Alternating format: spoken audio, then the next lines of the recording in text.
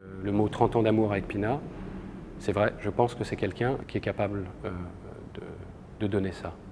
Et j'ai été heureux d'une chose, c'est de prendre la direction du Théâtre de la Ville, qui est le seul théâtre au monde où elle a été présente pendant 30 ans. Elle a élargi le public pour la danse sur la planète entière. C'est elle qui a fait que la danse s'est ouverte complètement, mais elle a aussi transformé les metteurs en scène de théâtre.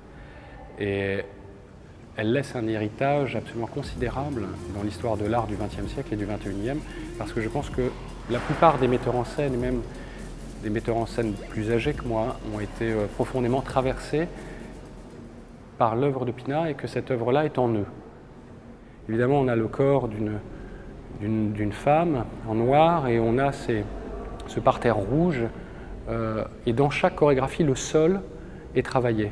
Et puis plus tard, l'espace du fond.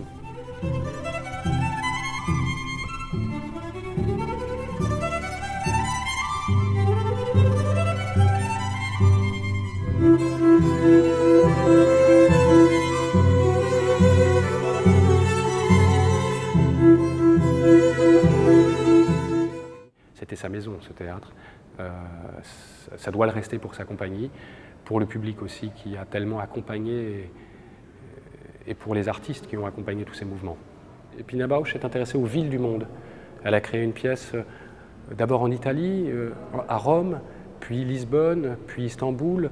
Et il y a toute cette grande période sur les villes du monde où avec sa compagnie, elle va habiter la ville du monde. L'amour du public qui lui était porté et qui lui est porté encore à Lisbonne, à Paris, à New York, à Berlin, à Madrid, à Barcelone, au Chili. La rencontre avec les Chiliens est extraordinaire.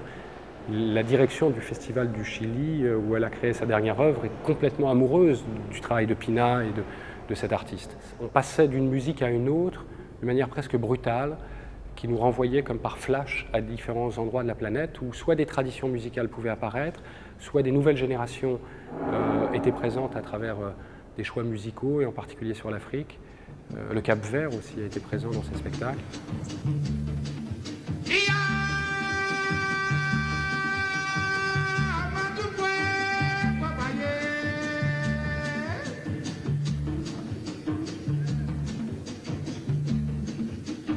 Je pense que c'était un alliage profond entre le corps de ces danseuses et de ces danseurs. On voyait bien les continents sur la scène. On voyait bien la danseuse qui venait de l'Asie, celle qui venait de l'Afrique, celle qui venait de l'Europe du Nord, celle qui venait de l'Europe du Sud, celle qui venait de l'Argentine ou du Brésil. On voyait ces différences de taille, de corps. Et dans le dernier spectacle, c'est très très frappant. Donc elle a réuni le monde sur la scène. Et à travers des courants esthétiques et des époques différentes.